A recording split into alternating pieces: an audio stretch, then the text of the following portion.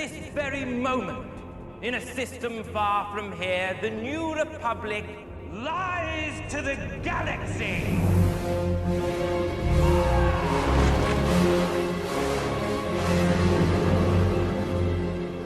All remaining systems will bow to the First Order. Hello, and welcome to All Remaining Systems, the new and improved. Welcome to what are we going to call this space? The studio. The ARS Studios. Yes. ARSkiller Base. ARSkiller Base. That sounds like a. It sounds like an Industrial Revolution, like old English wrestler. I think we have to keep it now. The ARSkiller Base.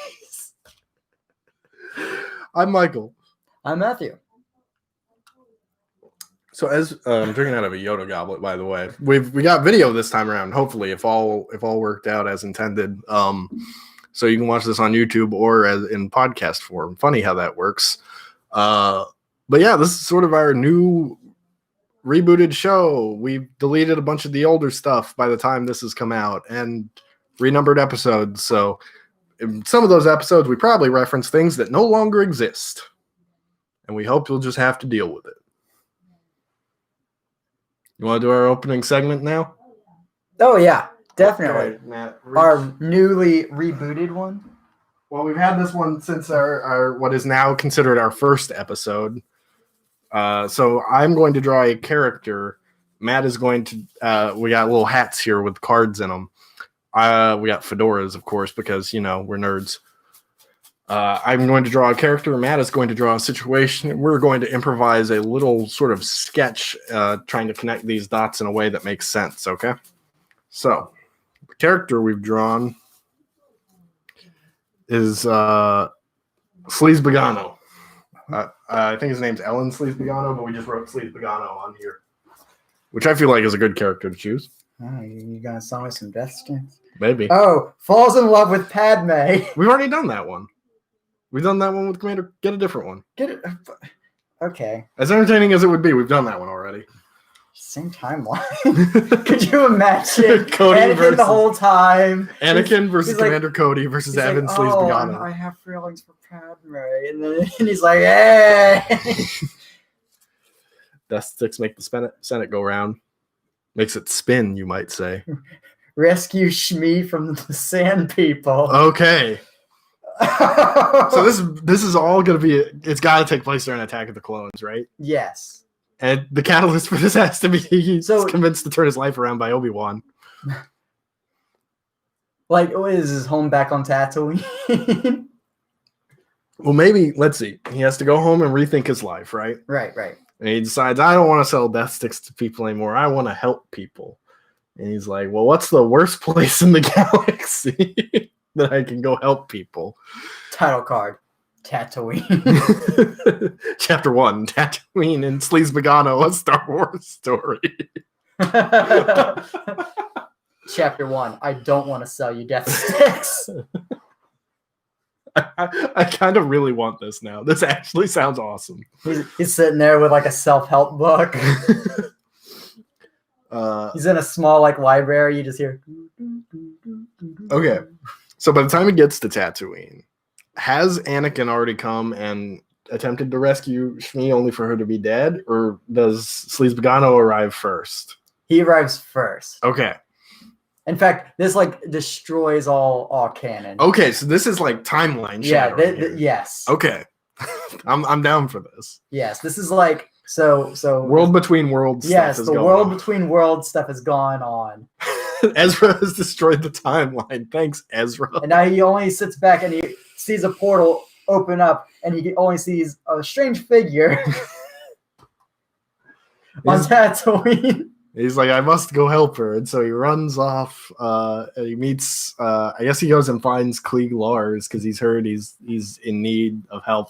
And he's like, oh, I guess I'll work at a farm. And then he's like, no, go save my wife from sand people. He's like, oh, I didn't sign up for this. Okay. I'm Mr. Bagano. Well, okay, so how would he go about trying to solve the Sand People issue?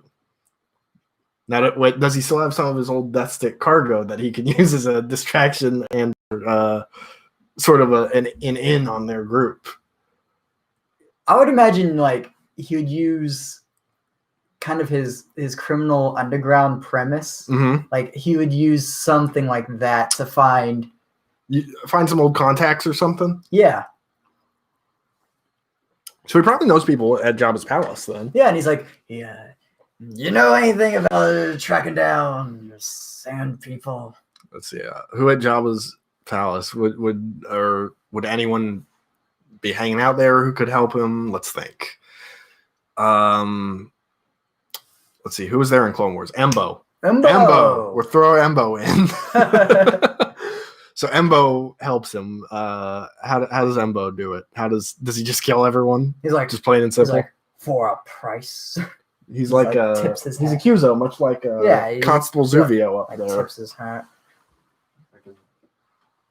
Which I brought up on a recent episode of Holo Chronicles. This is the last thing I ever got from a Toys R Us before they closed down was Constable Zuvio, everyone's favorite character from The Force Awakens.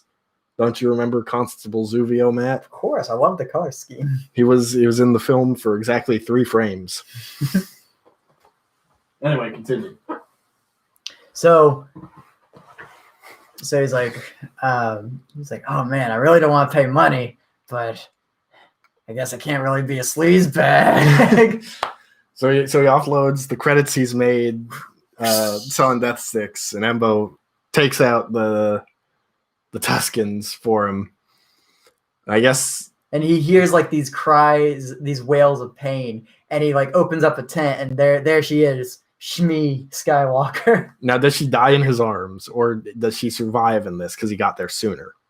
He got there soon, but she's still dying. Okay. And she's like, Annie? It's like, no, it's me. It's Sleaze Bagado. Matt, you got to read Alphabet Squadron because there's a character who's his species who's actually like a really serious character, and it's awesome. And she's like, Annie? she's like, no, you look like she just gets scared and dies, goes into shock. You're in a lot of pain. You want something to numb that. Does he give her death sticks? He gives her one last death stick. He's like, or I don't know. He like pulls one out. He's like, yeah, smoke this. It'll make all your pain go away. And she's like, Embo's just awkwardly watching, just being like, I don't know if I should be here right now. I don't want any death stick. Yeah, you're dying anyway. Might as well live it up, right? Take one for the road. And she's like, I just want Annie. And then like Anakin Skywalker like shows up and sees Tusken Raiders already slaughtered. And he just walks in. He sees Sleaze Bagado. He's like offering another death stick and she's dying. And he just like looks at him. He looks at her. He's like, hey! And I found it like this. And then Anakin kills her, and Embo rides off into the sunset because he made his money. He doesn't care. And then like as like Anakin's like, Mom, and she's like, Annie, and then she dies. He's like, oh, tough break, kid. You want some death sticks? He cut in half saying that. Yeah, he's like sitting there. He's like, well, I did my part. I think he's like smoking a death stick. One for the road, right? And then Anakin kills him. And I guess that's it, that scene. Well, that was... I slaughtered them. The man. Well, actually, they're already dead. There's one man there. I killed one man. I killed one man. I slaughtered him like an animal. Do they dig an extra grave by the Lars homestead for Helen Sleaze Bagado? And so when Luke's there as a kid, he's like, there's Shree's grave. And Sleaze, but what? Sleaze, what? It's canon now. Uncle Owen just comes up. He's like, he comforted your grandmother when she was dying. I think the story didn't make a lot of sense, and your father left shortly thereafter, after stealing my protocol droid. Why does C-3PO go with them in Attack of the Clones? That's always kind of bothered me. I don't know. I guess he's like, well, you built me. I guess you have the right. See you later. Like, could you imagine, like, they actually didn't know that C-3PO they just didn't left? notice he was gone. They're just like, oh, what the heck? They think, oh, stupid Jawas stealing our droids. It's like the Lego Star Wars cutscene where they come in the middle of the night and they take him away. Can you speak the binary code for moisture evaporators? It's like, oh yes, there's something very familiar about these moisture evaporators. Even Owen's like, I don't remember ever seeming to own. I don't seem to remember ever owning a droid. The moisture evaporators are like, oh, hi C-3PO. He's like, oh, this is the first time we ever met. And they're like, oh. Do you want to talk about the Mandalorian? Yeah. I'm good at segues. So first, before we get into our discussion of our full spoiler discussion of season 2 of Mando, I should say, I guess we should talk about what we overall thought of season 1, which I think we talked about in our last episode that we posted like 6 months ago or whatever. Which, by the way, I forgot to announce. We're going to try and release an episode every 2 weeks for now. That's the goal. That's the plan. That may change. It may change to 1 a month, depending on how difficult this becomes. But once every 2 weeks is what we're going to shoot for at this moment. Starting now. Here, right now, the day we're recording this. So let's talk about season 1 of Mando now. What were your overall thoughts on season 1? I think it just was for recap purposes. Good. That's it. No, so season 1, I remember when The Mandalorian was announced, I was like, oh no, I don't know if this is going to be good because they never really did that well with Mandalorian stuff. I mean, they did good. It just didn't really embody. You weren't the biggest fan of like the stuff they did in Clone Wars and whatnot. Yeah, like it felt too. I mean, Star Wars is sci-fi, but it felt like they were just kind of generic. Mm-hmm. Like just generic warrior culture. Yeah, they're like, oh, warrior pride. It's like, okay. It's kind of archetypal, you know. You got like the Klingons, the Krogan, the Mandos. Yeah, kind of just fit into that archetype. Then The Mandalorian came out, and it felt right. Like, I always liked Boba Fett because he was styled after Clint Eastwood, and he had that cowboy ruggedness. A lot of times, you know, on Tatooine, the desert and everything. And when he was first seen in, not the holiday special, but in a parade, in Empire Strikes Back, you know, he walks in, and he's caressing his rifle, and he's got like the little cape. It's just so cool. It's so cowboy, and I personally, I liked that. Mm-hmm. It was a man of mystery. And then when they showed the Mandalorians, it's like, okay, warrior culture, okay. And their weaponry looked kind of bland, and they got cube architecture. Yeah, and it didn't feel right.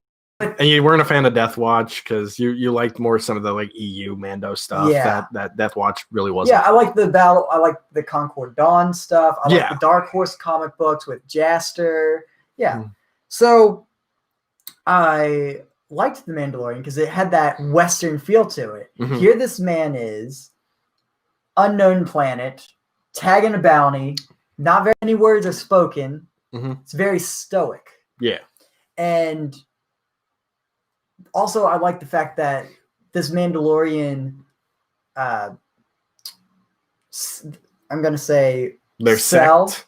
Yeah. Or Cell's another good one. Yeah. So cult, some might say. Yes. So it had an interesting take. They don't take off their helmets. They have a saying that they live by. And just to interrupt you real quick, because I will probably forget to say this. That was one thing I was really glad they clarified this season about why these Mandos aren't taking off their helmets when every other Mando in every other part of Star Wars take off their helmets, hit people with their helmets. Yeah, but anyway, please continue. Sorry, I just had to get that out there. So it was interesting because now they had more of a, not only were they were no longer these generic warriors that are like, oh, quick to the fight kind of thing. Now it's like, okay, yes, if we die in battle, this is the way. Yeah. It's just, this is how it goes. Mm-hmm. It's honorable. Right. And it's not like, oh, let's fight all the time. It's like, because the Mandalorian doesn't have that about him. It's like, oh, here's another fight. well, okay, time to fight. It's not. He wasn't looking for a fight. Exactly. It It's not like someone's like, hello, and he's punches him in the face. Like the old stuff, it was always like, we will rule. It's us versus them. We are the strongest. I mean, that's pretty much what Mandos were in Star Wars, because like there were like 20 wars with them, and they got destroyed a million times. But in this, it was, they've been ransacked by the Empire. They're in hiding. There's not very many in this particular cell left. It was cool. And also I liked how it portrayed them making the armor. I liked how there was like a whole ceremonious thing about the actual material of Beskar. Yep. And it emphasized how valuable Beskar is. Yes, for sure. And I like that because it's more world building, because it builds more on currency. Well, both in terms of that, and it does a good job of just showing you how practical the actual material is in terms of its ability to deflect blaster shots. Credits, sure. And then you've got the calamari flan. Yeah, calamari flan, the most delicious looking currency ever. And it's just currency. But with Beskar, it's rare, but there's a reason why everyone wants it. It's because it can deflect blasters. And lightsabers to an extent. Yeah. So I agree with you. I like all that stuff about it. I also like that it wasn't just like story of the week, like, oh, just the lone wolf generic character going around, faceless man going town to town, and every episode something. There was an overarching story thanks to this little guy, Grogu, who was really necessary for character development and, a story that is actually important. It was very surprising, like, how just surrounding Grogu changed the Spoiler Mandalorian. alert, that's his name. Oh, yeah. so, yeah, at first you have Mandalorian, or the Mando. Mm-hmm. He's just... Or Din Djarin. Yeah, or Din Djarin. But everyone... Mando. So, he's going in. All he cares about is getting this Beskar, because this is the way. Yeah, and then this little guy, because how could he not change your heart? Look at him. Well, and he also identified with him because he was a foundling. Yeah, he was a child when his whole world was plunged into chaos. And here's this little baby, no family, and people are trying to shoot him. Yeah, who wants to shoot a little Grogu, little guy? And the other thing I really liked about Mando is it's very reminiscent of the Edge of the Empire role-playing game that we've played. Just that aesthetic of like the criminal underworld and whatnot is very, the scum and villainy is very appealing to me as a Star Wars setting. And I feel like this was a good exploration of that. Like Solo was decent at that. This is where that environment is really excelling. I feel. You know what really strikes me is when you're talking about the scum and villainy. Mm-hmm. These are people that straight up have no problem with killing a baby. A 50-year-old baby, but a baby nonetheless. Yeah, like these are people that are like, oh. Like how many bounty hunters did we see who were like, I'm going to shoot that kid? Yeah. Like, oh. It's pretty messed up, really. And then the interaction of actually showing that Grogu is force sensitive.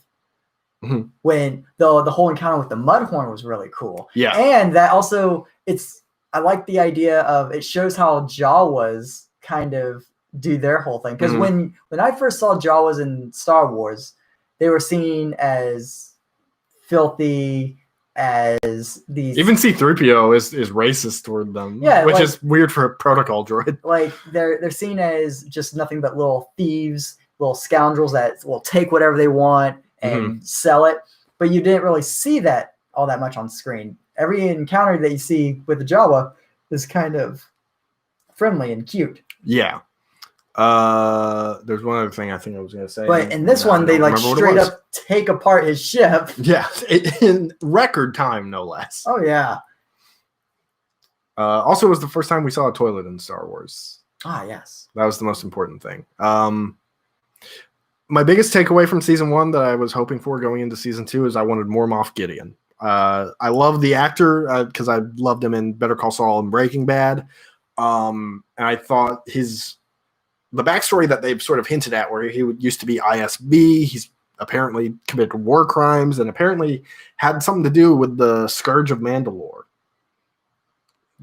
is all very interesting. And we got some of that in this season, which we'll talk about. But now we'll move on to this season, which we actually intended on talking about, which is fine. It's good to give our background on the show and whatnot before we talk about this. But Matt, just real quick before we go episode by episode and talk about it, overall thoughts on this season. Season 2? Yes. Oh, amazing. I dare say it might be better than season 1. Oh, it is. It's way better than season 1. It's really good. The thing with season 1 is some episodes in season 1 were kind of eh. I think with season 1, it was establishing. It was. It was definitely establishing. For sure. This season, literally, to give away my thoughts on it, every episode was an absolute banger, except for like the second one. And it wasn't even bad. It just wasn't, it's a tiny explosion in a season of big explosions. Yeah, that's a good way to put it. So, let's talk about the first episode, which is The Marshal, with Cobb Vanth and the Crate Dragon. Man. That one got me excited, because when he was looking for other Mandos and he's going to Tatooine, I was like, oh, I think I know where this is heading. Because they'd cast Tamora Morrison, we knew that. We just didn't know who he was. All of a sudden, walking in, Mandalorian armor, clad in green. Even with the armor, you could tell right away, that's not Boba Fett. Yeah, as soon as he walks in, I was like, wait a minute. I loved it. It was a great sort of misdirect. Although I did love the character. The characters of Cobb Vanth is great. I didn't know who he was before I watched the episode. He was in a chapter of the Aftermath books. I knew that there was something in the Aftermath books about Boba Fett's armor being like taken or bought or something. I just didn't remember the character. So I haven't read those books. And there was a comic book where someone was stealing Boba Fett's identity. And I thought they were going to go that route with it. Okay. But they didn't. And I was like, I'm good with that. I'm chill. Mm-hmm. It's good. But the fact that his armor was out told me, okay, he's alive. He's definitely alive, and he's out and about. Yeah. And that made me happy because that was my favorite character. Yeah, you're a big Boba Fett fan. This season won me over on Boba Fett, but prior to it, I was not a big fan. Well, the Clone Wars kind of did.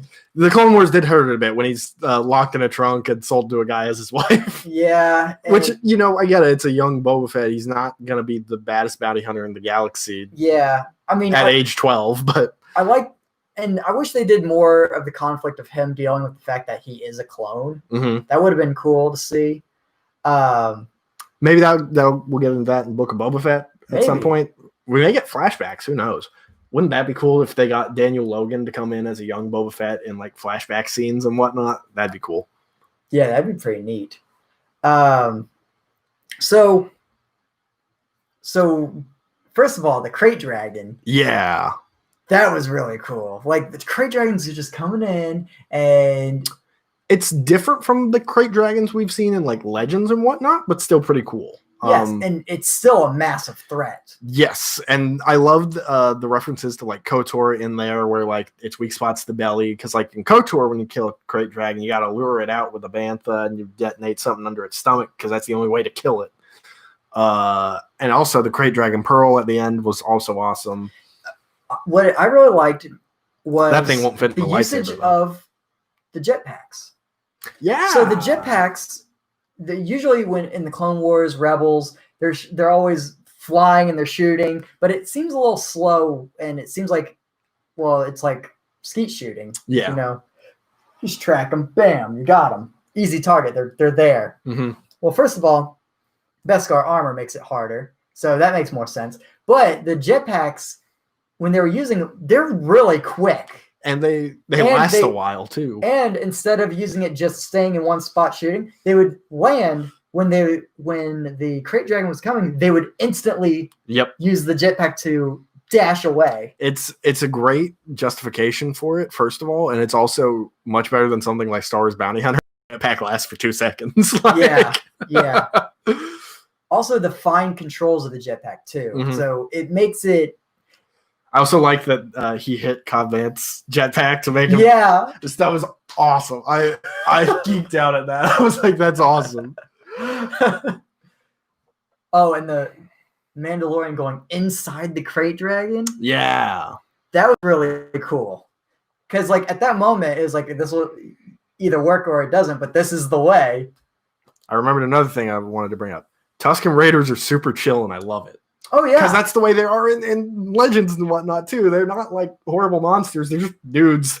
And they're like, get off my land, please. Yeah. Like, this is our land. Please leave. When we see them in episode 4, and they're kind of aggressive. Only a little aggressive. Yeah, but of course, this is the main character that we saw them interact with. So we're like, oh, they're not good. And then in episode 2, you know, they kidnap Shmi and basically kill her. They torture her to death, basically. Yeah. So for some reason. So they're like, oh, these are bad people. These are bad. Now some of them are chill. Some of them just want to brush the teeth on their banthas. Yeah, and I love the fact that they communicate with sign language. Yeah, because for those who don't know, there was they actually got I believe a deaf person to help like create the sign language for it. So it's genuine, like it's legitimate. It's really nice, pretty valid.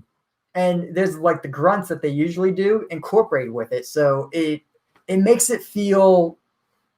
It makes it feel like an actual language, a actual tribal.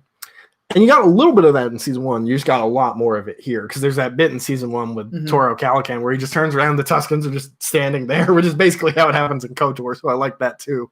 And I like the fact that Mando was basically explaining to them they're not savage people. Yeah. These are people. And you're on their land. and it works out a peace between these people, which these people see the Tusken Raiders how we see them as horrible monsters, but then when you learn that they're really chill, and then it's kind of like you work with them. Yeah, work with them instead of against them. And then you got the Boba Fett tease at the end of the episode, and obviously that was cool. Yeah, that was really cool. Did you think we would see Boba Fett this season, or again this season, or do you think that was going to be a spin-off, or just letting us know he was alive, or what? So when he kept the armor and I saw Boba Fett, I thought he was going to return. I didn't know if we were going to see him this season, but I knew we were going to see him again. Okay. I figured we would probably see him this season, but I wasn't sure. But truthfully, there were people who was like, he's going to show up at Mando's ship in the next episode. I'm like, that's not going to happen. It was actually the next few episodes. I kind of actually forgot about the armor because the ship was in such disarray that I thought. You think it got water damage from the. I thought like the armor maybe got lost or something. Or can you imagine Boba Fett having to swim in like what planet did they make? Whatever, doesn't matter. Whatever planet they brought Frog Lady to. And also that just shows how good of a tracker Boba Fett is. True. Because the Razor Crest was hard to track, and for him to find Mando where he was, but that's later in discussion. Speaking of later in discussion, we'll just very quickly go through the next episode because it just wasn't quite as good. The one with Frog Lady. I don't remember the episode title off the top of my head, and I'm not going to look it up because we're not going to discuss it long. It was okay. Some of the New Republic stuff that was going on. There was a lot of discussion as to whether or not it was filler. I think there was still some character development in there, so it's not egregious, you know. It's just not as good as literally every other episode this season. You know what my thought was going on? What was he feeding Grogu? Like, because I mean, Grogu is hungry constantly. Does he just not feed him? I mean, he's probably got like crummy rations or whatever, but because Mando doesn't seem like the kind of guy who spends much on cuisine, you know? Yeah. I guess so, because if you don't really take off your helmet, then I guess it'd be hard to eat elaborate dishes and yeah, but the poor little baby, because he's so hungry and he wants to eat those eggs. This may be this comparison may sound bad, but hear me out. He may just be like some dogs, where some dogs will just eat. Even if they're not hungry, they just like food, so they just eat. I know a few people like that, yeah. Are you calling me out, Matt? You really got to do this while we're on air? Well, better now than never. You have a problem. You need to quit eating people's babies. Look, especially when they're I do what I want. Okay? They're really tasty. She just wanted to be a good mom.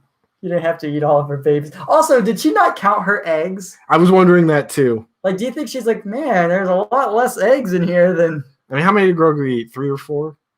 He ate a couple. I don't even remember. I didn't take a count, but he ate a few. Mm-hmm. And the spider things were okay. They were just kind of lame. We've seen spiders in Star Wars before, and I'm Well, so what's funny is before Clone Wars, before Rebels, they had the spider droid. Yeah. And back with then... Bib Fortuna's brain. Well, I'm at the spider droid in the Separatist army. Oh, I thought you were talking about the ones in Jabba's palace. No. So I knew of those, but then I also knew of the spider droids. So there were also spiders in Star Wars Rebels, and there were spiders in Jedi Fallen Order, and there were spiders in... Right, but this is before all that. Yeah. So going all the way back, before they established a lot of these things, there's a few things that in Star Wars that just kind of came up. Mm-hmm. So spider droids, that means that spiders are a thing in Star Wars. Correct.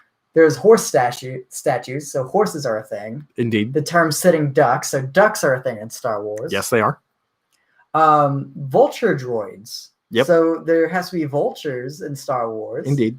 And so things like that.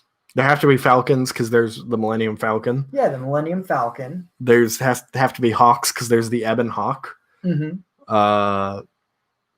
Is that it? Is that your conclusion? Is that there must be these just normal variants of these animals? Yeah. Okay. But what's funny is like when I thought that like they were just normal animals, but when Rebels came out and they showed their spiders, they're like these weird. Yeah. And I was like, okay, so they're still alien-like. The Loathe wolves, yeah, they're wolves, but they're huge. The Loathe cat is round-ish. We also got Loathe cat cameos this season and last season. So, like, it's kind of interesting what we would think as a normal animal. They have their own kind of version of it. So their falcon might have, like, I don't know, 4 wings or something. Or, like really large talons or 4 eyes or something. Yeah. But it's interesting because I always thought that they would just be regular animals. Mm-hmm. And then there's also sometimes in Star Wars where they kind of come up with new sayings that like accommodate for the creatures that we do know exist. Yeah. Like Beckett lists a whole bunch of them in Solo, you know? Yeah. I can't remember any of them off the top of my head because it's been a while, but anyway, do you have anything else to say about episode 2? Great, moving on.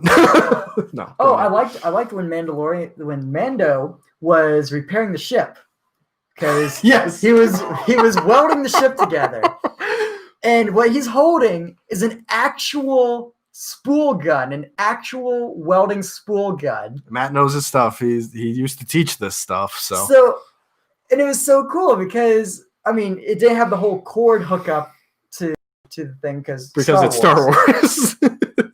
But the fact that they're using real world things and putting it into the universe and using it in the practical way, it just makes that connection better. Right. So like it just makes this world feel real. Mm-hmm. Like, yes, there's welding, there's techniques for this.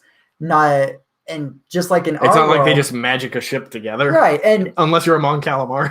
And what's really cool is Star Wars is getting to that point where not everybody is a pilot. Not everybody is. Yeah, you've got like major characters like Rose, who's just a mechanic. Yeah. You know? And you've got or Poe, who's a drug dealer. Yeah. And like Mando. That was terrible. I'm sorry. So that's Rise of Skywalker's fault. And that kind of sucks that they kind of stereotype that the Hispanic character has to be the drug dealer. Like, honestly, that's kind of bad. Like, it's not a good look. Well, truthfully, all the great pilots have to be drug dealers of some sort. Did Anakin ever deal drugs? Well, he was a spice. Did Kylo Ren ever deal drugs? Was he the weed dealer at Skywalker's Jedi Academy? Well, Anakin's Padawan Ahsoka, with the spice deals with the sisters. I only watched the first of those episodes, so. Oh. Good for you. They weren't bad. I just didn't care. They weren't bad. It was just meh. It was just meh. Definitely got better with Siege of Mandalore was definitely a step up. Yeah. So which we may have to talk about that at some point. But Mando, his ship's desolate. Like it's in disarray. It needs repair. Mm-hmm. But he doesn't repair it fully because he doesn't have that ability. And I like how it shows how he compensates for that. Yep. And I also like the fact that the Alliance comes in, or I guess the New Republic now. They land, they're like, oh, yeah, so you kind of broke into a prison. Yeah. That's pretty bad. But you did save a guy's life. Yeah. We should bring you in. It's interesting because, and I talked about this a little bit on a Beyond the Blast Doors stream. It feels like this season is finally starting to take advantage of the era the story takes place in. Mm-hmm. Because up until this point, with a minimal Empire presence in the Outer Rim, really this could have been any point like A New Hope onward, and the story would not change that much, I also like the settledness of the X-Wings are talking to him. And it feels like if you ever got stopped by a cop, mm-hmm. like their license registration, and then they like take it back to their car, and they're like talking on their walkie-talkie, and so they're like, "Can you change channels for a second?" And whoop, and then you see the foils, yep. and it's like, oh, what's about to happen. Mm-hmm. Okay, moving on to the next episode, the Heiress, which has the best cameo of all time. Sasha Banks as Casca Reeves. But her highlight of the season comes in the finale, so instead we'll just talk about Bo-Katan. Did you know Bo-Katan was going to be showing up? I didn't know. I didn't either. I didn't. I did not expect that because, I think it got leaked, and then I just forgot about it.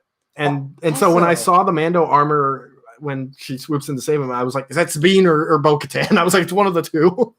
Yeah, at first I thought it would be Sabine. Yeah, because there was some speculation that Sasha Banks might be playing Sabine, which I didn't think so, but it was possible.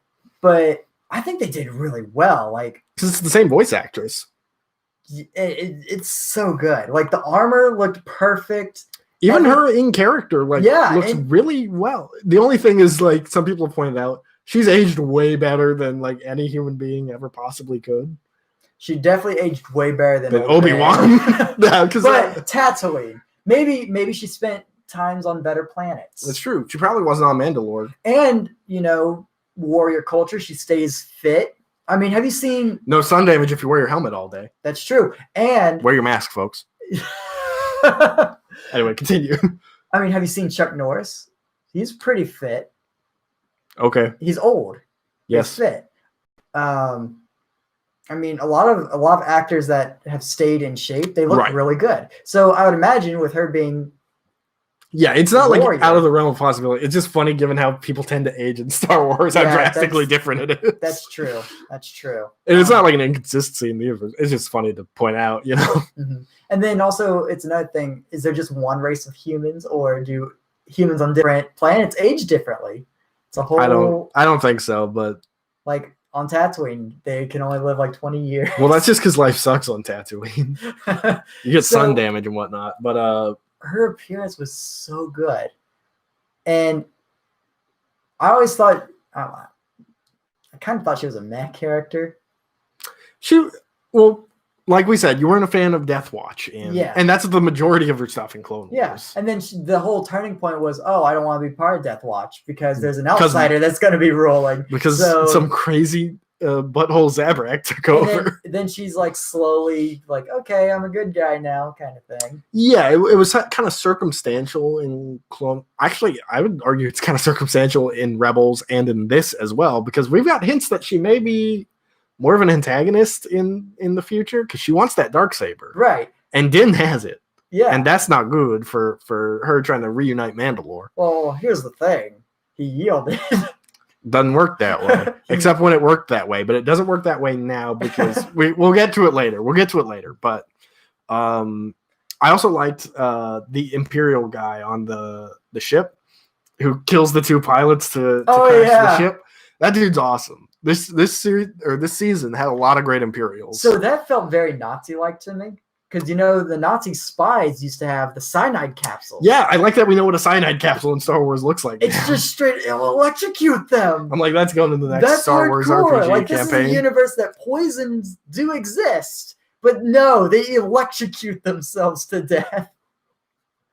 Yeah, we know poison exists because Jango has the saber dart. Yeah, and it's like almost instantaneous. So that could have been the same thing. But no, he electrocutes himself. It's also an interesting perspective on how the Empire has changed in this time now that they're weaker. You know, it's like you go down with your ship, you know, because Imperials in the old days probably just, you know, it's just my job. I give up, you know. We surrender. The people who have stuck with the Empire have stuck with the Empire. You know, these are the people who are like, yeah, Operation Cinder was okay. You know, yeah, these were like the actual bad guys of the Empire because the good people of the Empire probably gotten out at this point. Yes, because like I said, that comes up a lot in Alphabet Squadron with people who are like, yo, I don't want to be a part of Operation Cinder. You know, that's a bit too far. These are people that are like, yeah, long live the Empire, because if the Empire lives, I live, and if the Empire grows strong, I grow strong. And a lot of these people were not, you know, selected to join the First Order. You know, they weren't part of that. They didn't quite make that vetting process. So they're still hardcore. They're just not quite First Order level. Yeah. Or maybe they are, because there's some hints that Moff Gideon may be involved with some First Order stuff, which we'll talk about here shortly. There was something else I was going to bring up with this episode, but I can't remember what it is. So do you have anything you wanted to bring up for this episode? Is this the first time we ever saw like a large boat in Star Wars? Maybe. Because we saw like gondolas before. Yeah, we did see the gondolas. But like this was a fishing barge. Yeah. Cool. And a bunch of fishermen who were willing to feed a baby to a sea monster just to get some armor. They didn't even want the money for it. They were just like, I just want that guy's armor. Yeah. So, I like how you see more of like kind of obscure species. Like you see like the Calamarians, the Quarrens. Yeah, the Quarrens. Like you barely see anything with Quarrens, really. Yeah, I mean, outside of season 1 of Mando, you know. And also I like the fact that it's not just all underwater. Like this is a oceany planet. Yeah, but it's not all underwater. Yeah. I'm sure they have cities and stuff underwater, but probably a bunch of Gungans. It felt very seaportish, and it kind of has like a drab kind of. Yeah, it was. I get what you're getting at. Yeah, and chowder exists and stuff. That's true. It is called chowder. Yep, and it comes through a little ceiling tube. That was a little disturbing to me. It was kind of gross. It was kind of gross. Like, do they have like a kitchen and they just like slosh it into the vacuum? And they just like, here you go. And what's stopping people from being like, oh, this was. I need a refill.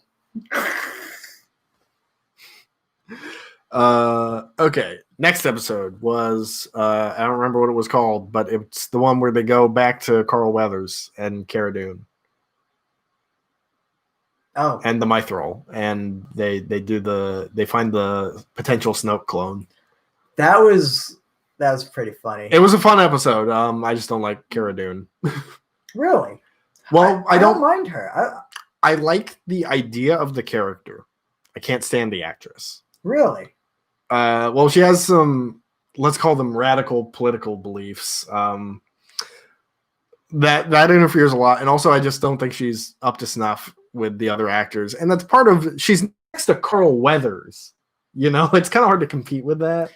In all fairness, I honestly thought she did well for her character, because, I mean, I want to know more what the Rebel drop troopers were like. We may get some more of this stuff in Rangers of the New Republic. We don't know if she's going to be in that or not. Because I'm a big Halo fan, and when I heard Drop Trooper, I thought ODST. ODST, yeah. So I was like, are these people like straight up? Hey, if we jumping into Star Destroyers, making a mess? Because that's cool. I would love Cara Dune a whole lot more if there was some nice jazz music to accompany her, But the Mythrol coming back, I loved. I like that character a lot in season 1. For the one episode he was in, I thought his return was a good bit of fun. Oh, my speeder! Yeah. Dr. Pershing came back as a hologram. What did you think of the whatever he's working on? Because we find out later he is a clone engineer. That is his official job title. So when they're talking about the M count, midichlorians, obviously. So I was thinking, great reference as well. Glad they brought that back. They were trying to like reclone a body of like Palpatine. That's so. My two main ideas is they're either trying to make a better body for Palpatine or they're trying to make Snoke. It is involved in one of the two, definitely, because I think Moff Gideon is probably involved with the First Order to some extent. We know that at some point Snoke takes over First Order leadership, but for now it's, I think, Ray Sloan. But so I think it works in with the timeline. It's just a matter of, is it Snoke or Palpatine, or technically it could be both because they're kind of the same person, we know. But is that what you're thinking as well? Yeah, I was thinking is along the lines of they're trying to resurrect Palpatine. Yeah. Because some people are thinking like they're trying to clone Grogu, or they're trying to have like an army, or they're trying to. One theory is like Moff Gideon is trying to make himself force sensitive, which I don't know why they'd make another body for that. But see, Moff Gideon seems like he's in a really powerful position, so I don't think he really necessarily needs that. Yeah. And like everything we know about Gideon is his involvement with like the Mandalorians and whatnot. There's nothing about him being like, oh, I've been researching this stuff about the Jedi, and I want that power, Yeah, and he has power more of a status, yes, than a actual him trying to like tangible power. Yeah. Like, he wanted the Darksaber because it's the status symbol. Exactly. That means I rule Mandalore. That is the status symbol of I rule Mandalore and I destroyed Mandalore, Yeah, and he didn't really make a big fuss when he lost the Darksaber. Because it's not a big deal to him, He's like, I'll just get it back. Yeah. Well, my Dark Troopers murder all of you. I'll just get it back. I don't care. Yeah. And it's funny because he's like, he knows the story behind it, so he's like, I don't care about the story. They do. I could use that against them. Exactly. It's kind of Thrawn-ish, where Thrawn would use someone's... Next episode, we'll be talking about that for sure. Yeah. So, did you have anything else about this episode before I cut you off? Or so we're covering a lot of episodes. I'm trying to get to the one that this next episode is probably going to be the one we talk about the most. So... I like seeing Imperial strongholds were still around. Yeah. And they seemed like they were an actual threat because they have... I love that one of the speeder bike guys crashes because of course they would. Yeah. That was an awesome detail. I loved it. Okay. So now we're going to get into my favorite episode of The Mandalorian. The Jedi. Oh, yes. So I was not expecting them to go so hard straight out the gate with that episode with just, okay, here's Ahsoka. I thought there was going to be like a whole reveal, like whoosh. Yeah. The whole stereotypical just yeah, we can do this on camera. You're missing out if you're only listening to this. Like, yeah, but so it was just straight up. So the first time I watched this episode, it was in a watch party with a whole bunch of other people, right? Yeah. I was the only one who had not seen it. And so they got to read my reactions as I experienced that episode for the first time. Honestly, it's kind of refreshing, like, instead of the slow reveal. It was very nice, yeah. I like the way that really all of the quote-unquote cameos were done this season. I don't think any of them were poorly done, Mm-hmm. And we can get into that as a discussion in a bit. But first, I want to talk about I like Rosario Dawson a lot as Ahsoka. I liked the look a lot. I thought it translated shockingly well to live action. Some people complain that the little Montrells looked a bit foamish, but if you ask me, that's kind of a problem with any live action Star Wars alien. Mm-hmm. Like, I mean, or you can chalk it up to aging or whatever. Well, if you look at the originals with the Lekus, that's what I'm talking about. They look like little bits of foam. You know, it's just kind of the way it is. Yeah, I mean that didn't get better until like they added like CGI. Yeah. But CGI. Yeah. I didn't have a problem with it. Yeah, I thought it looked great. I thought, but this is just limitations to actual physical abilities. But I kind of wish Ahsoka moved a little quicker and better. But that's the reason they weren't as long as they were in Rebels, is because it would restrict movement too much, you know? And a lot of that is also the difference between live action and animation. Mm-hmm. Animation, you can go a hell of a lot faster than you can live without making it look ridiculous. Right. Well, they did pretty well in the prequels with their duels because they made them really flashy and really quick. But the thing is, they had a lot of time to practice. And also, there's still a lot of people, myself included in some instances, who complain that they're a little over-choreographed. To where it's just not believable as a fight. You know, it really hurts the Anakin Obi-Wan duel for me. It's too fast. Although, I like how they emphasize, Ahsoka is a great Jedi. Yeah.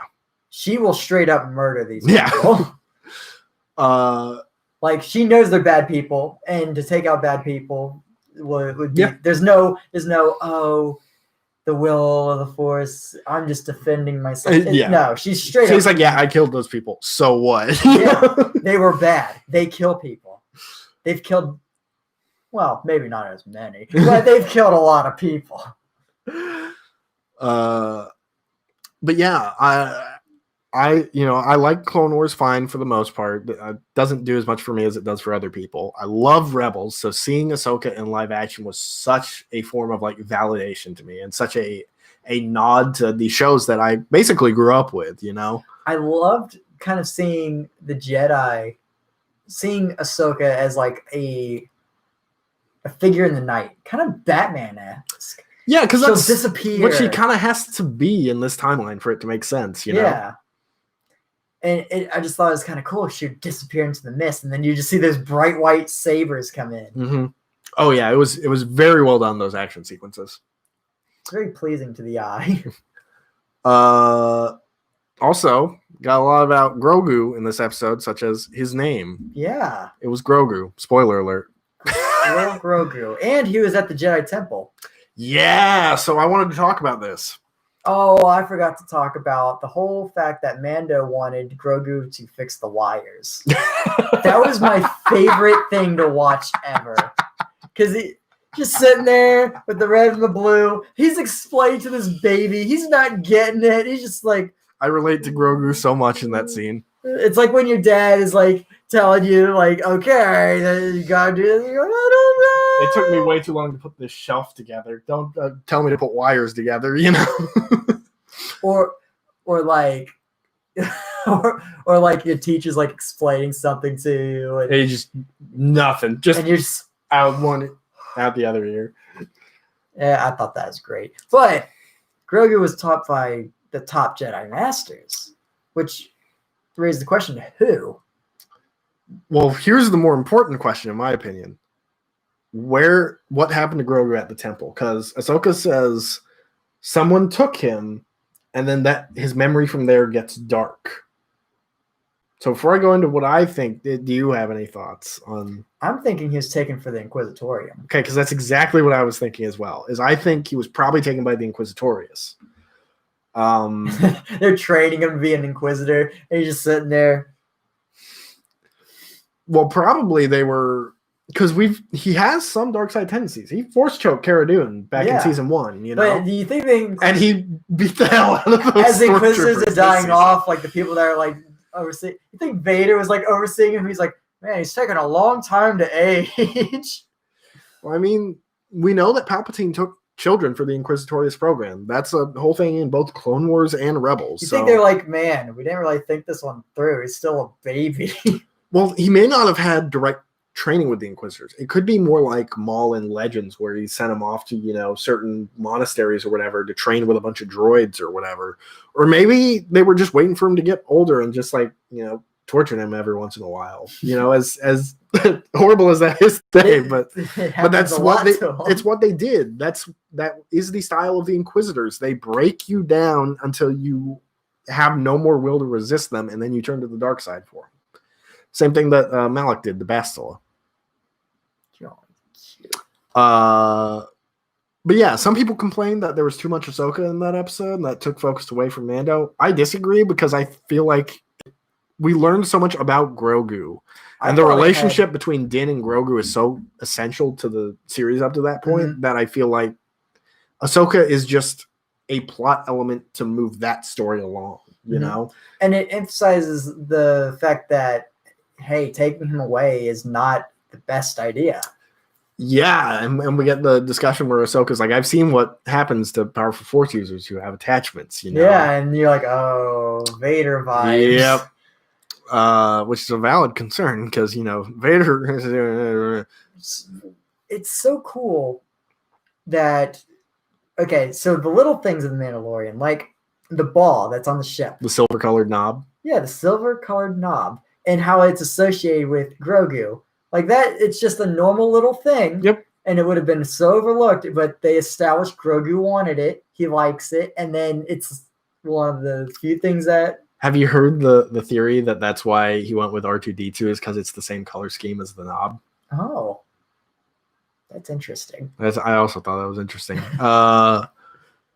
Shoot, now okay, the last thing for this episode, unless you had anything else to bring up. Oh, so the Beskar spear. Yes, okay, go ahead. Spear fight. That was awesome. It was pretty great. Ahsoka loses her saber in the lake. Does she get that back? I assume so. It's probably waterproof. Because I guess lightsabers are waterproof in canon now. They had to be a special type in Legends, but...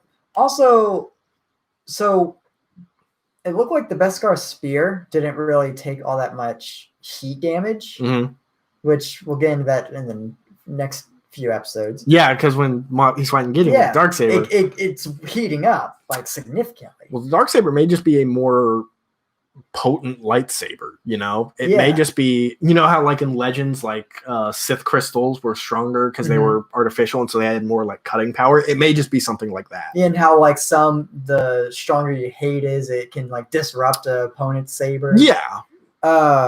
So also we have this awesome moment. It felt so Western with Mando and Yep. Because we had the hint at the like, you know, the duel of sorts with Cobb Vanth, and then we actually got it with this one. Yeah, and he's like, okay, looks like your side's winning. And then he just like draws a pistol. He's like, nope. Also, the droids that came in, he just turns headshot. Fun Easter egg with those droids, they had the symbol of the 7th Fleet on them, which is Thrawn's fleet. That's awesome. Which I guess we can go ahead and get into now. They name drop Thrawn. So Matt, what do you think? Because you're not involved as much with the online discourse and discussion as whatnot. So, what are you thinking? Do you think this ties into Gideon at all? Is it separate? Is this set up for the Ahsoka series? Is she looking for Ezra, or is Thrawn out there doing something right now? I think she's looking for Ezra. Okay. I think Thrawn has chilled out. Okay. I think he's leveling with Ezra on the ship. He's like, okay, so this is the deal. Yeah. He's like... Because we know from the novels, Thrawn is not a bad guy. His loyalty to the Empire is circumstantial. Yeah, he's like... Because it's beneficial to him and the Chiss people. Yeah, and he's probably like, look, kid. Let me explain to you this galaxy because you're a huge idiot and you just dicked me over super hard. Yeah, he's like, your galaxy means nothing to me. My galaxy, however. There's these crazy dudes called the Grisk out there, let me tell you. He's like, look, kid, you think the Empire's bad? No, I wanted to see if the Empire was strong enough to actually help us out. Yeah. They're not. Thanks to you. So I think Thrawn and Ezra are like trying to work on their own thing.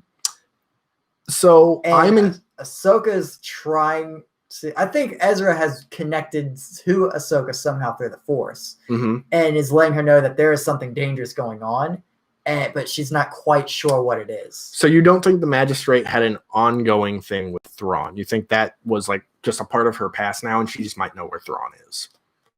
I think she's also trying to find Thrawn, but for different reasons. Like, she thinks Thrawn's going to come back, help the Empire regain its strength. Okay, I like that.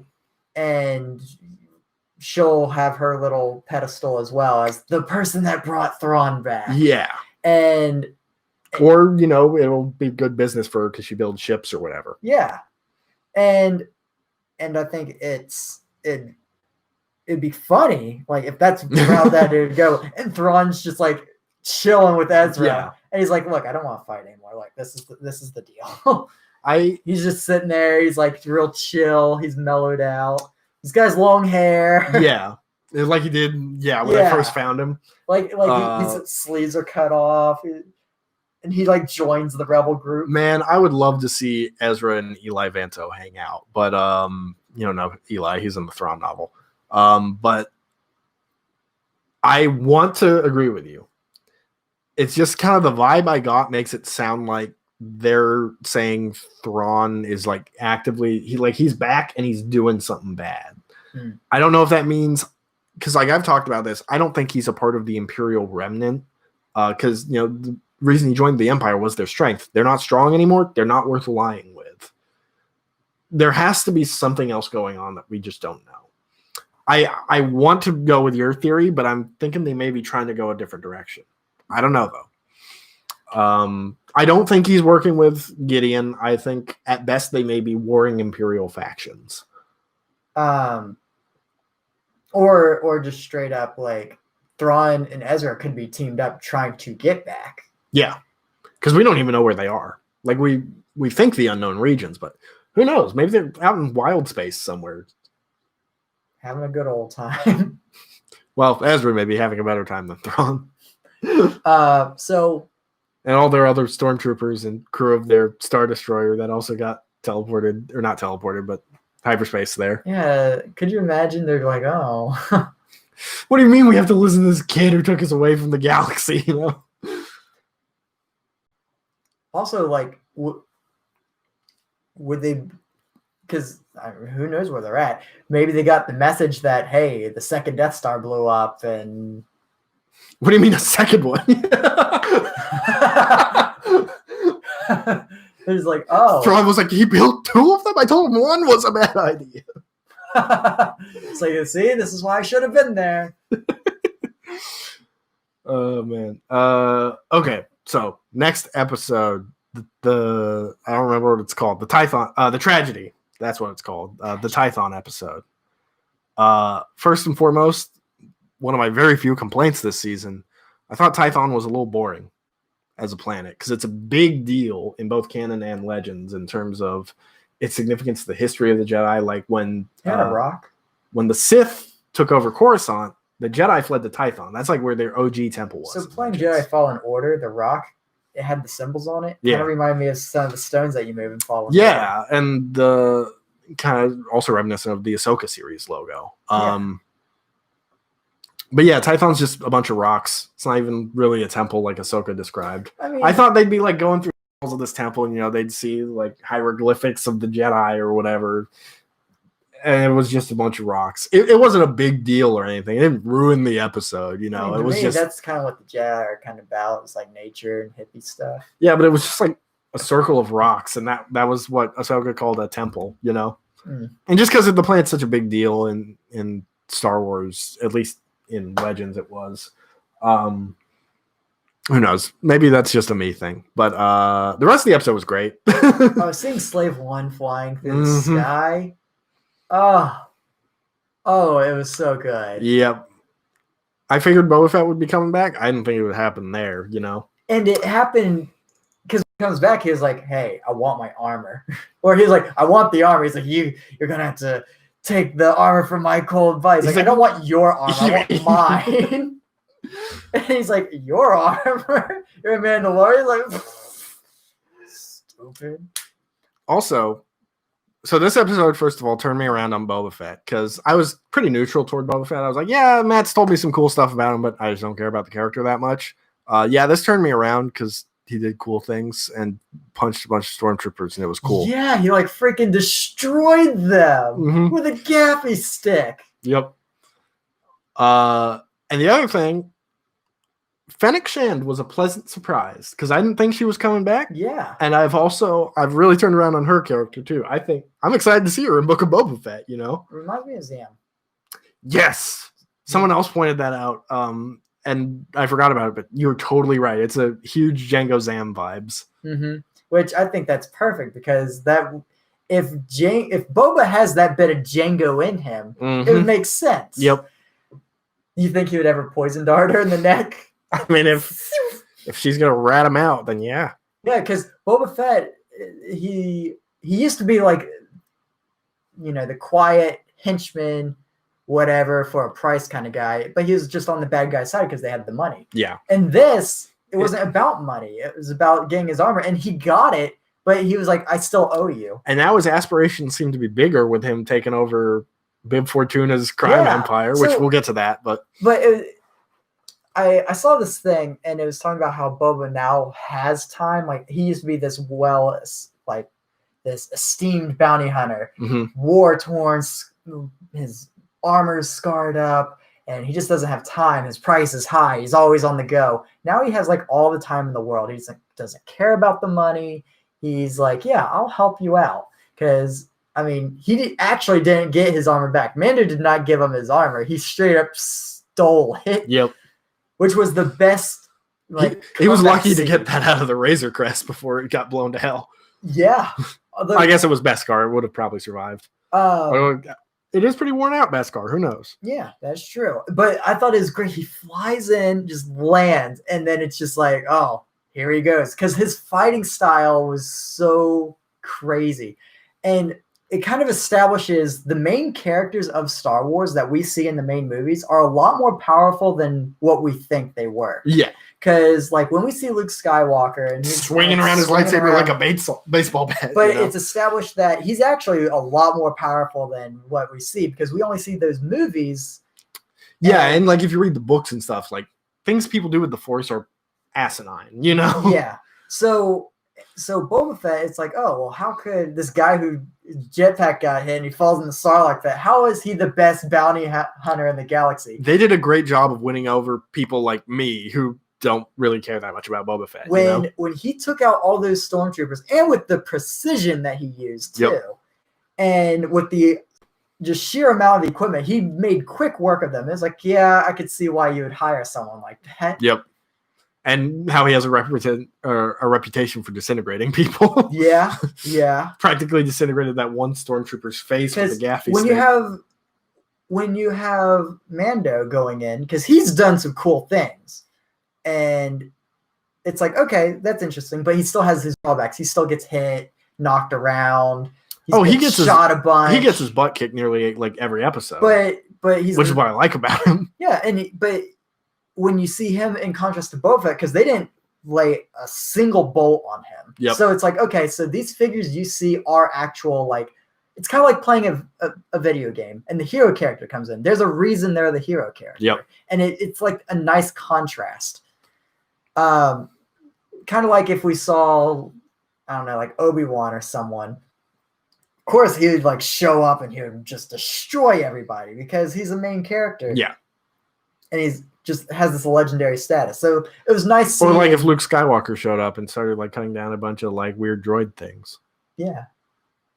Yeah. What if that happened? Okay. Anything else about this episode? Rip the Razor Crest. Rip the Razor Crest. Rip the rifle. But not rip the knob. The knob survived. The knob survived. I guess it's Beskar. Beskar knob. Don't Google Beskar knob. Oh yeah, and then we also find out that Bill Burr's coming back, which I was so excited about because that episode he was in season 1 was my favorite episode of season 1. So, and I liked his character a lot. I like how Boba Fett like straight is like, yeah, I'll go see where they're going. Yeah. He just flies up. He's like, oh, Nope. He turns back down.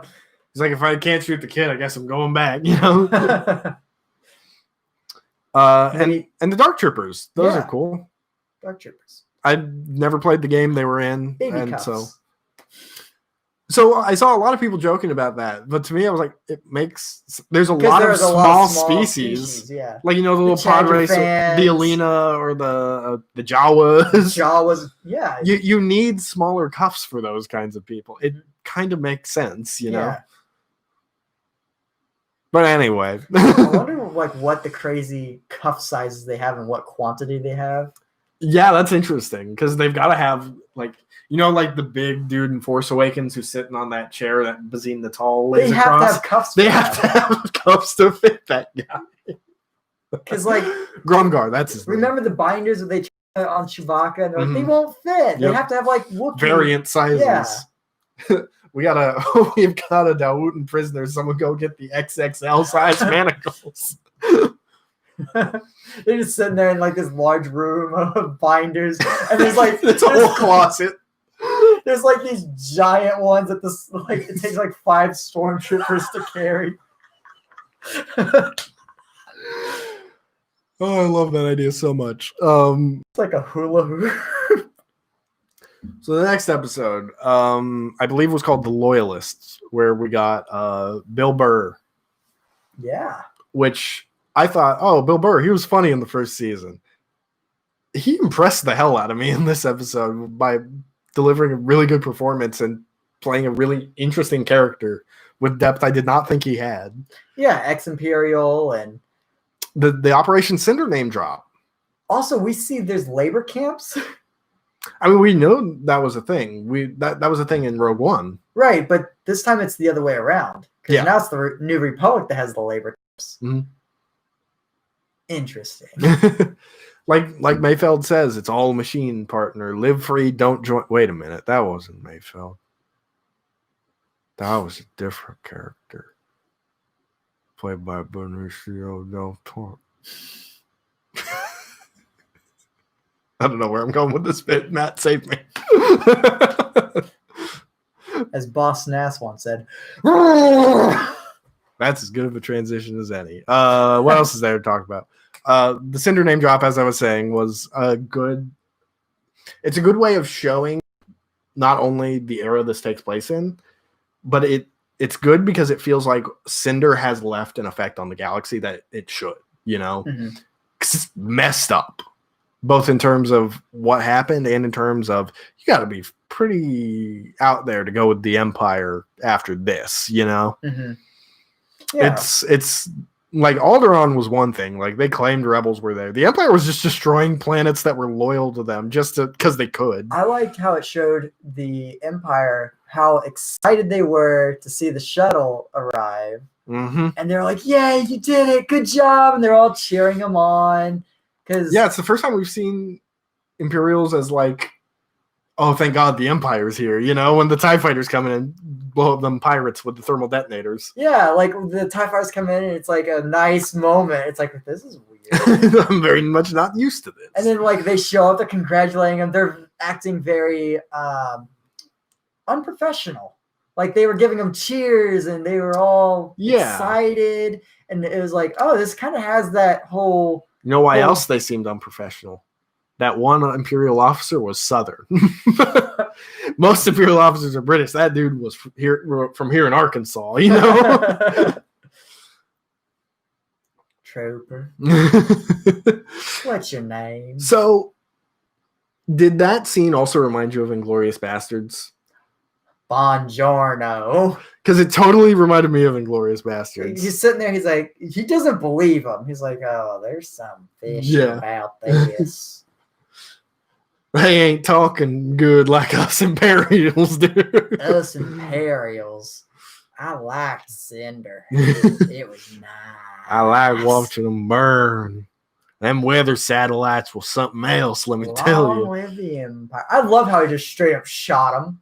Yeah, it made me think of Django. It was like half Inglourious Bastards, half Django. You know? He just like, you could tell like it was bothering him. Mm-hmm. He was going through his PTSD. It's the scene where I can't remember the character's name, but it's where Christoph Waltz shoots Leonardo DiCaprio. You know, Yeah. It's or no, it's the bar scene in Inglourious Bastards where they shoot the Nazi in the crotch. Yeah. That was the scene it was making me think. but here's the thing: the Nazi, he had a gun on them. Like Yeah. he had a gun on him. This But it's felt the more same like, type of scene where like early on they're trying to hide in You plain ever seen sight. John Wick 2? I've seen every When John he's Wick in film. the Continental and he's like, "Oh, you can't kill me here." So the officer felt safe because he's around other Imperials, and he just straight up shoots him. So he just pulled a John Wick on him. Okay, So that's I don't another care. good comparison. I don't care about the consequences. And I love how Mando is just like, he was like, "Well, we're doing this." This joke also had one of the best, or this episode had one of the best jokes in all of Star Wars. That it literally went by so fast I didn't even catch it at the time. Someone had to point it out to me. When they're talking about the face scanner, and Mando's like, "Boba, can you do it?" And he's like, "Let's just say they might recognize my face." Yeah. I didn't catch that the first time, and I was just like, "Oh, whatever." I guess my brain was literally like, "Oh yeah, bounty hunter. yeah, he worked with them. Yeah, that makes sense." And I was like, "Wait a minute." It's like, cool. That was so friggin' good. I loved it. Anything else you want to bring up for this episode? So, does Mando know about the clones? I assume he has a basic understanding of galactic history. Know that Boba was a clone? Do you think Boba was ever just like, "Oh, by the way"? Probably not. So do you think like when the whole exchange in like the next episode, you're just like, "What?" All right, let me lay it down. So my dad, you heard of this thing called the Clone Army, right? That was my dad. But they were all my dad. He's like, "But wait." They were all also me. but he's like, "Wait, you said you inherited your armor from your dad." He's like, "Well, yeah, but you're a clone." Yeah, so he's not your dad. Well, now we got to go through this again. what, you want me to take off the armor? Don't you have to kill me for it? So shall we move on to the finale then? Oh, I like how all the Imperials are basically dead. Yeah. But that means there's one person that, well, so I thought for sure like something was going to happen to what was his character's name? I forgot. Mayfeld? Yeah, Mayfeld. So I thought for sure something was going to happen to him, and Mando was like, "Well, no one's seen my face." Yep. But no, he's seen it. And I like that. I like that Din is growing beyond the beliefs of his esoteric cult, you know? Because that was a big thing in the Bo-Katan episode we kind of glossed over, is that we did get confirmation. Yeah, a zealous cult. Yeah. From the Watch. Yep. Which is good, because I do like that there are these different sects of Mandalorian. Like, he is zealous cult. Coming from the lady who was part of Death Watch. Yeah. Although who knows how valid that is anymore with how crazy Mandalore got in the last 20 years or whatever. So, the finale. Let's talk about that cameo. When Sasha Banks comes back and does the tornado DDT to Boba Fett with her jetpack, and it was super cool because I'm a wrestling fan. And I'm like, oh, she does that move. So that was really cool, and I like how that whole bar scene was awesome. I like the banter between Boba and Bo-Katan. I love that. I love that banter because Boba was just like, "Yeah, just come at me." He's like, "You're not a real Mando." He's like, "Oh yeah, screw you, lady." She's like, "I've heard your voice 1,000 times." You'll be like, "It's the last voice you're ever hear." He's got comebacks just as good as the police chief and samurai cop. I think Boba like well deserves that armor. Like, oh yeah, he earned the respect he deserves in this season. He's in a whopping 3 episodes, the whole fan base turned around on him. Yeah, well, not the whole fan base, but people like me who weren't. He went from just kind of a lot of people would say he's overhyped. Yeah, he was overhyped. I liked him because he looked cool. And you're also a bigger fan of some of the specifics of what he did in Legends and whatnot. The stuff he did in Legends is pretty crazy. But for most people, even most Star Wars fans, it's just basically in the movies he was a cool looking guy and they marketed the hell out of him. Mm-hmm. And then it was kind of just disappointing when he just kind of gets brushed off. And then his Clone Wars stuff was really stupid. And yeah. I wouldn't even say it's stupid. It's just not what you want to see from Boba Fett, you know? You don't want to see, 10-year-old Boba Fett being taught to kill people. You want to see Boba Fett once he's already learned that stuff. Yeah. Yeah, you want to see the Boba Fett who's like coming to terms. Yeah, coming to terms that he is a clone, and he was probably being treated like a clone, and he has kind of something to prove. Yeah, and the fact that it stings even worse because he was actually treated like a son. Yeah. So there's a lot of interesting things. A lot of layers to the character you can go into. Yeah. So I like how he repainted his armor. Yes. He did that in the about last that. episode. Yeah. So he repainted his armor. He's not a Mandalorian, but he redid the symbol. So that's interesting to think about. Could just be likes the scheme. Yeah, it could just be aesthetically pleasing, Yeah, he's like, that's a pretty cool skull. It's not quite as weird as that other guy's skull, but I like it a lot, Let's see, what all can we talk about before we get into the big stuff? Obviously, there's the Darksaber fight with Gideon. It's pretty cool. The Dark Troopers are pretty intimidating. That one kept punching him in the face. The whole shuttle scene. Yeah, with Pershing. And Bo was like prepared to be boarded. And he was like so demanding. Like he's done this before. Oh, yeah. And it's just like, oh my goodness. It's also cool to see the Lambda shuttle come back because we're nerds and we like that sort of thing. And it's interesting seeing like the Mandalorians. They're like, we're not going to help you. And he's like, well, we know where Gideon is. And they're like, you do? Yeah. And they're like, oh, suddenly now you just want to help. Yep. And it's so cool seeing all the Mandalorians, seeing Boba Fett, seeing all these characters just kicking some tail. So I wanted to talk a little bit about the how the Darksaber gets passed along and why it's important, because there's been a lot of discussion about this. So when Din beats Moff Gideon and he takes the Darksaber and he's like, okay, I yield, you can have it, I don't care about this thing, and Gideon's like, it doesn't work that way. She has to take it for it to be like rightfully hers. She has to beat you in combat. But in Rebels, Sabine just gives her the Darksaber. So I wanted to talk about why it's different, and the difference is the circumstances that Mandalore is under, and that the Darksaber is under too, because the Darksaber disappeared with Maul, right? And then Sabine just found it. It wasn't like it was lost from their people, and it's a symbol to unite their people once again, right? So Bo-Katan got it as a symbol to unite her people. It didn't need to be taken because it wasn't taken by a conqueror, Most Mandalorians were okay with Maul, or at the very least, they just don't know what happened to it. Right. Gideon took it and clearly wielded it as a symbol of power. It was the death of hope for their people. And so for some nobody to take it doesn't work. You need to be the best. You have to best Gideon to be the hope for Mandalorians. And Din's totally indifferent. He doesn't care. He's not the person to do this. That's the difference here. The difference is the circumstances the Mandalorian people are under, because they're more divided than ever before, and they need really strong leadership. Do you agree, or am I talking out of my butt? So, on a side thing. Okay. So, when we first see the Mandalorian, this is the way. Yep. Helmet stays on. Everything he does is to get the Beskar. If you have Beskar and you're not Mandalorian, die.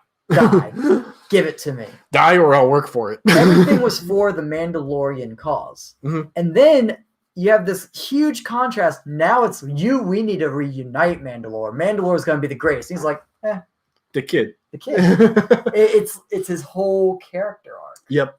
And that's really what this whole season's about, And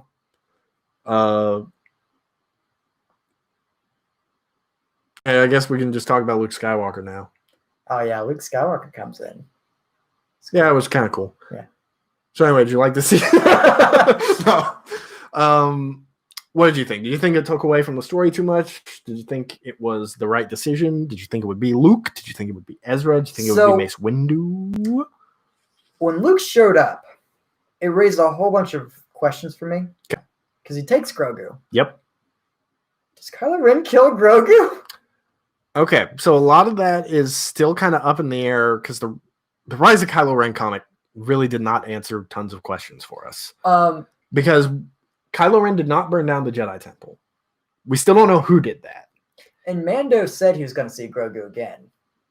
Well, the But people have also pointed out, Anakin, Shmi said that to yeah, Anakin, yeah. and Kanan said that to Hera. So I guess it was technically true, but it doesn't really count when you're about to blow up in a big explosion. Yeah. But I do think we'll be seeing Grogu again. If not in Mando, then in some of the other future shows that will eventually tie bread together. and butter of the show. I mean, come on, he's marketable. Well, definitely, for sure. We definitely haven't seen the last of him, but also the show's kind of at a point where it's deciding if it wants to be, is the focus of the show Din and Grogu, or is the focus of the show going to be Din and the Mandalore plot? Because this show is the Mandalorian. With the Loyalist, that episode did not have Grogu in it. Yeah. Which first episode. And it worked. Yeah. And it was enjoyable. So it can work. Yeah. I think Grogu was necessary to get Din started on his development as a character. And now he can move on to the Mandalore stuff. And eventually Grogu, I assume, will come back. If not in his show, then in one of the other Disney Plus shows. He may show up in Ahsoka or something. He might show up in all of them. It'd be really weird if he showed up in Obi-Wan, but he's just like, okay, Grogu, I'm glad I rescued you from the Inquisitors. I'm going to put you in this pod. he goes to Lars. He's like, you want this kid too? You can name him Luke. Grogu. That's what the clone of Grogu is named. Grogu. That's what Dr. Pershing named him. That's what they're. So is Dr. Pershing still hanging out on their shuttle with his burnt ear? Yeah. There's like. Ow. So another thing, that ship was going to be used to help Mandalore. That's the light cruiser. So or not the Gazanti. So what state is Mandalore in right now? That's another thing we really don't know. Is it heavily imperially occupied? I don't think it's imperially occupied. I think it was just glassed. Why would they need the ship? Every bit helps. I mean, who else is going to help rebuild Mandalore? You need ships to, transport stuff. That's true, but and I doubt the New Republic's it's not like we need the Mandalorians back. We're going to help some other people rebuild first because they're not warmongers. Right. It's a lot like in Mass Effect how the Council doesn't like helping the Krogans because they start wars all the time. But anyway, Luke Skywalker. At first, when I saw the X-Wing, I was like, I'm pretty sure it's Luke. And I saw the green lights there. I'm like, it could be Ezra, but I'm pretty sure it's Luke. And then I saw he had one gloved hand. I'm like, it's Luke. And I think it works. I think it makes the most sense for the time period. I thought the CG was good overall. It only didn't look good when he talked. Yeah. I didn't think it was as good as Tarkin in Rogue One, but I thought it was about on par with Leia in Rogue One. I was fine with it. Mm-hmm. Bad CGI does not bother me. I can tolerate the prequels. So it's mostly episode 2. And I'm fine with it. I think it worked well. And again, these aren't the movies. Mm-hmm. This is a live action. This is a TV show, you know. And for a TV show, it's really good. Yeah. I don't know any TV show that looks as good as Mando. Even Game of Thrones, the CG is obvious. The Mandalorian is so good. Their ship stuff, everything feels and looks real. Yeah, if you were watching it in a movie theater, it wouldn't look out of place. Yeah. You would look out of place at a movie theater because it's, 2020 when we're recording this and the world is a mess. Dying. Keep your masks on. This is the way. Or else Mandalore will die. Maybe that's what happened to Mandalore. They took their masks. Moff Gideon was an anti-masker and convinced them all. Moff Gideon was like, COVID is a myth. Take off your helmets. It will be fine. And then Gina Carano was like, yes, I agree. But anyway, Luke Skywalker. I'm trying to think if there's anything else I want to add to it. It was awesome to see it happen. There were some people being like, oh, it's not like the Luke I prefer. I like the Luke in The Last Jedi. I'm like, I love Luke in The Last Jedi. And I was like, this only backs up why Luke felt that way in The Last Jedi. This is the legend of Luke Skywalker that people got so hyped about, you have to have something behind the legend, you know? Yeah, like, And this is Luke in his prime getting to do cool stuff. yeah, like, so I thought it's interesting in like Battlefront 2 when you play as Luke Skywalker. Yeah, Like, I don't like playing the level, but I like the story of the level. So, well, the story's good, but the thing is, you see him fighting bug things. That's not very. It's stupid. Yeah, I want to see Luke Skywalker doing something, like he did in the movies. Yeah. Although now he's not coming to terms with, dark side, light side. He's my father. He's rebuilding the Jedi Order. So now he has a clear objective. He's like, look, my father's gone. I've come to terms with that.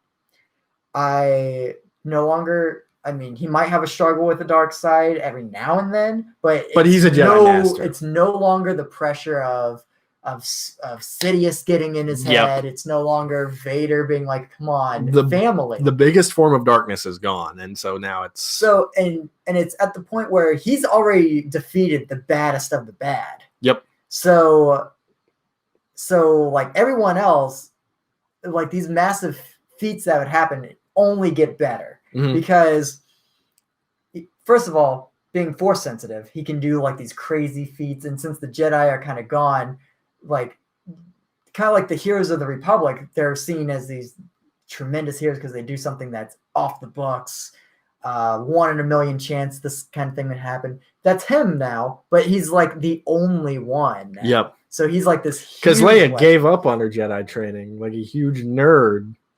Am I right? Am I right? Am I right? Am I right?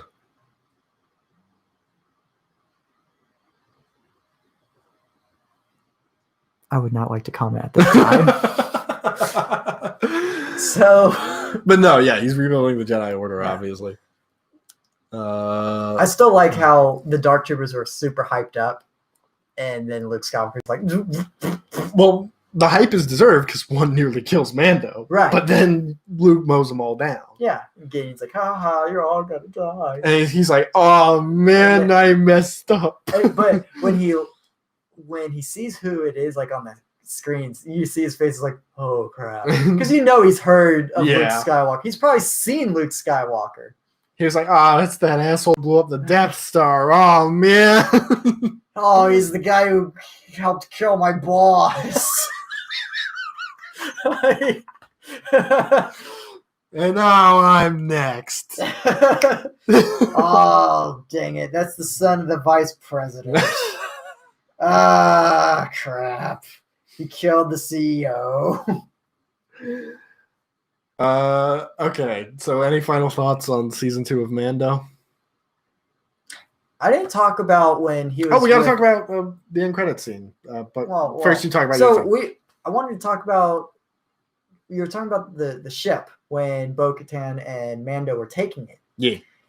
And I like the fact that when in the dire need of the situation, he just kind of threw himself out there. Yeah. Because he can take a few hits. He can take a few hits, but that was a lot of hits. Yeah. And it was really cool seeing like pushing the limits of the Beskar. Yeah.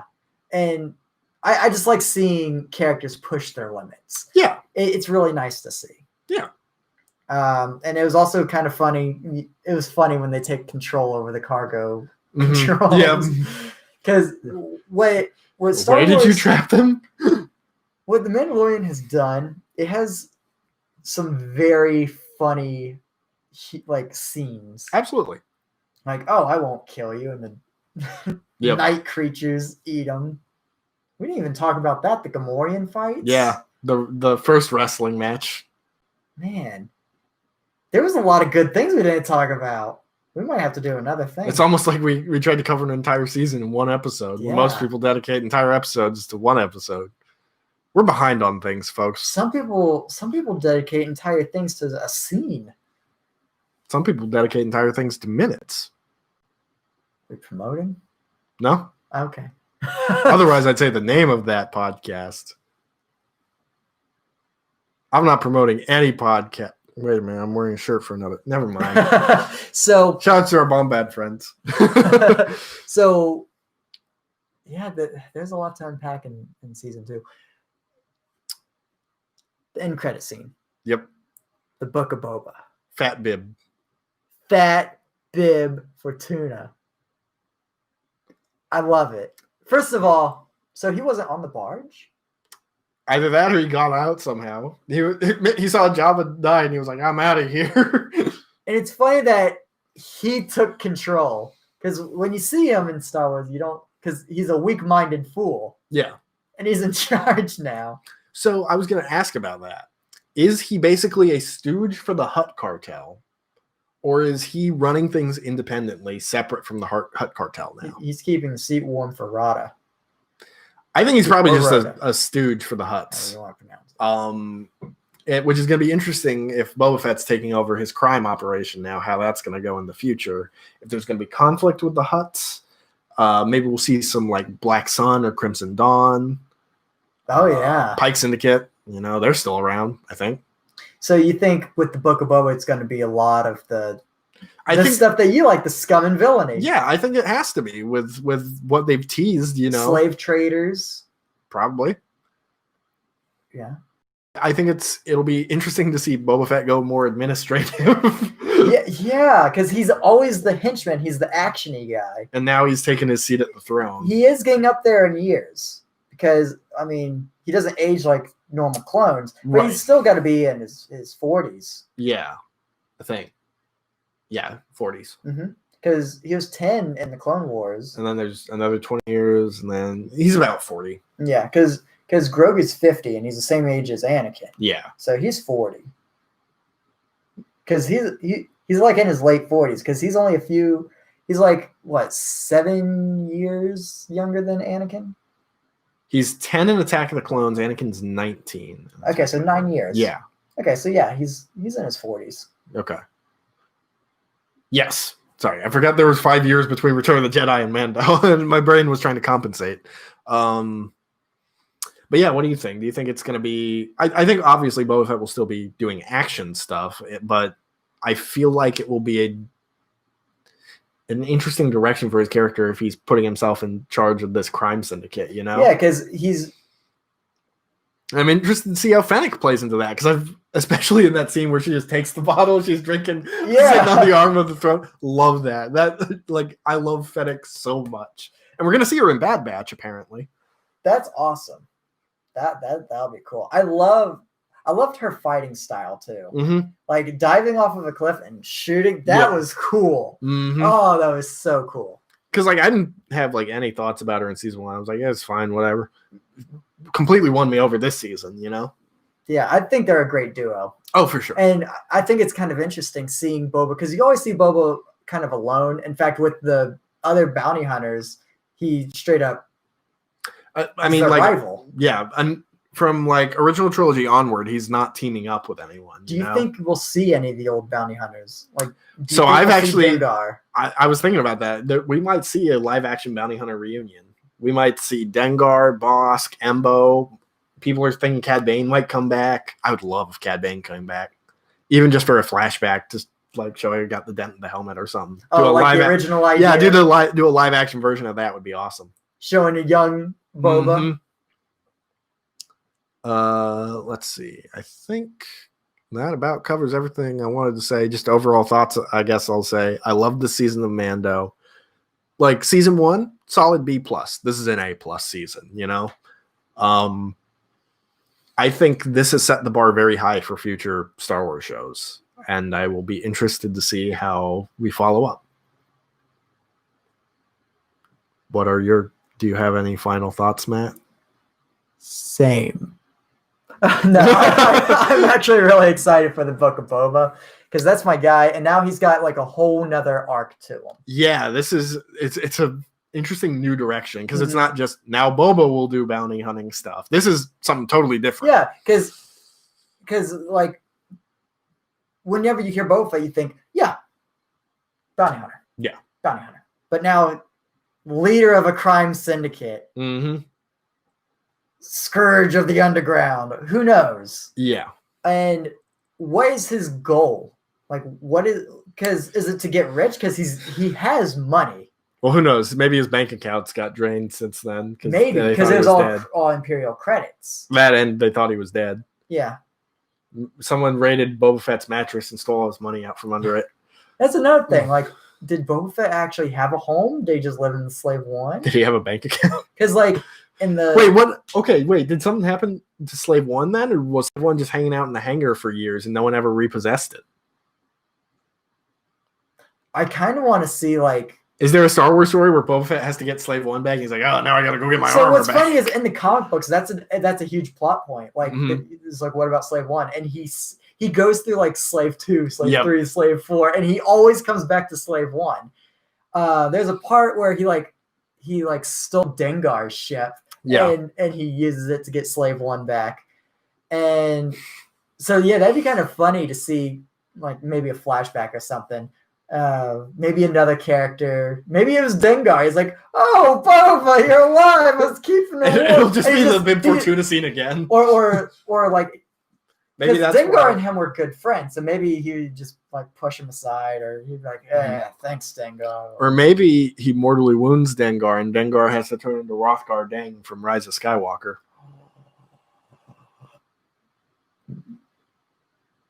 No.